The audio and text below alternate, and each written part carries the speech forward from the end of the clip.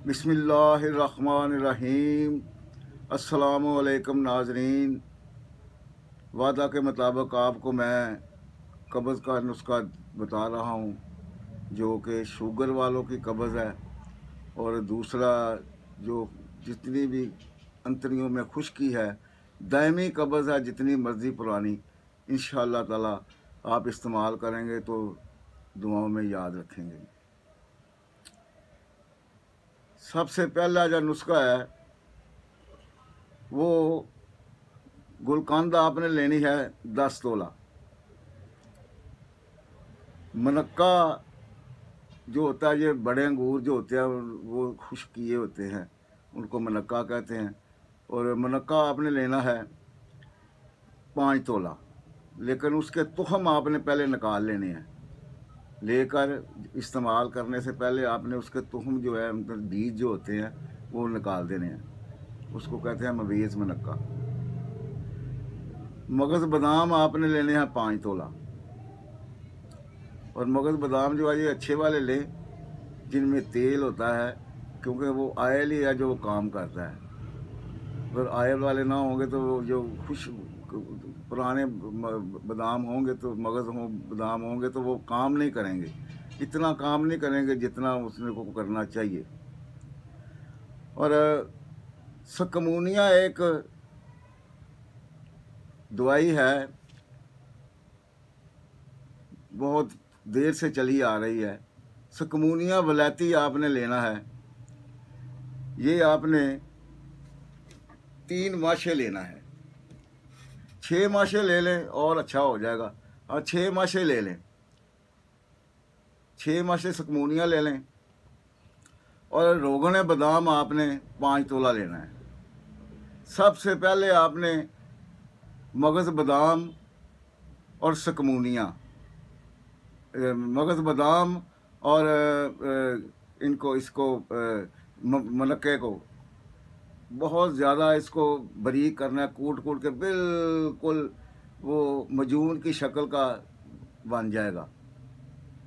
उसके बाद आपने क्या करना है कि इसमें सकमूनिया मिला देना है। और उसके बाद आपने बादाम रोगन इसके में मिला देना है। इन तीनों चीज़ों को इकट्ठा करके इस आपने गुलकंद में सारा इसको मिक्स कर देना है। और 1 चम्मच जो है रात को सोने से पहले आपने नीम गर्म दूध से इसको इस्तेमाल करना है। और ये अंतड़ियों की खुश्की के लिए बहुत ही नायाब चीज़ है। ये जिस्म को ताकत को भी देगी। हालांकि कब्ज़ की कोई भी आप गोली खा लें, कोई दवाई खा लें कब्ज़ की, वो मैदे को कमज़ोर करेगी, बल्कि पखाने ज़्यादा लगा देगी। 1 दिन 2 दिन पखाने आते रहें, इनसे ये बात नहीं है। 1-2 पखाने उसी वक्त आएंगे, आपको बिल्कुल फ्रेश कर देंगे। दूसरा नुस्खा जो है वो भी मैं आपको बताता हूँ।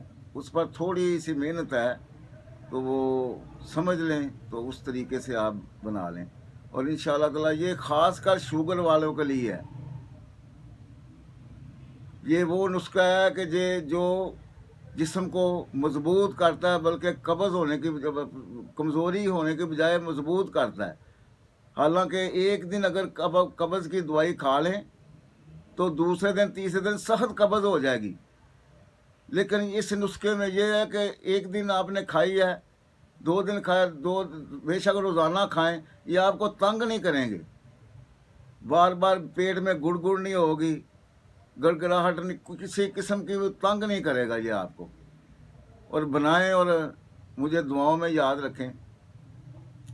इंशाअल्लाह ताला अल्लाह के फजल से आप खुद कहेंगे कि वाकई कोई कब्ज़ की दवाई है ये। तो सबसे पहले आपने वही मगज़ बादाम लेने हैं 5 तोला। ये मैं बता तो रहा हूँ, वैसे आप रेशो के मुताबिक आप जितने भी लेने चाहें ले सकते हैं। ज़्यादा बनाना चाहें या कम बनाना चाहें, वो आपकी मर्ज़ी है। मैं तो रेशो के मुताबिक आपको बताता हूँ, उसी हिसाब से आप लें, या इससे कम ले लें या ज़्यादा ले लें। मगज़ बादाम आपने लेने हैं 5 तोला। रेवंद सारा ये भी एक दवाई है, ठोस बनी होती है। रहमत सारा असली लेना बिल्कुल सही। एक 2 नंबर भी आता है वो काम नहीं करेगा। 2 नंबर जो है वो सस्ता है और 1 नंबर जो है महंगा है।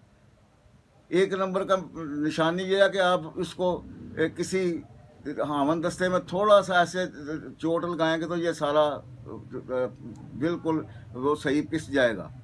वो फिर बाद में इसको बारीक करना पड़ता है, लेकिन टूट जाएगा सारा। तो जो 2 नंबर है वो टूटता नहीं। उसको ज़ोर ज़ोर से भी चोटें लगाओगे तो टूटेगा नहीं जल्दी से। थोड़ा थोड़ा टूटेगा, लेकिन टूटेगा नहीं। जैसे ये खस्ता होता है टूट जाता है।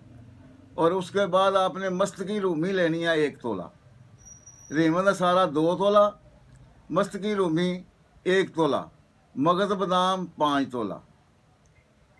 और इनको आपने, अगर आपके पास ग्राइंडर है छोटा, मिक्सर के साथ जो छोटा सा ग्राइंडर होता है, अगर वो है तो इन चीज़ को थोड़ा सा बारीक करके 2-4 चोटें लगा कर रहमत सारा को और मस्त की सारी चीज़ें उसमें डाल के और मिक्सर वो चला दें मशीन को, उसी में सारा ये पिस जाएगा।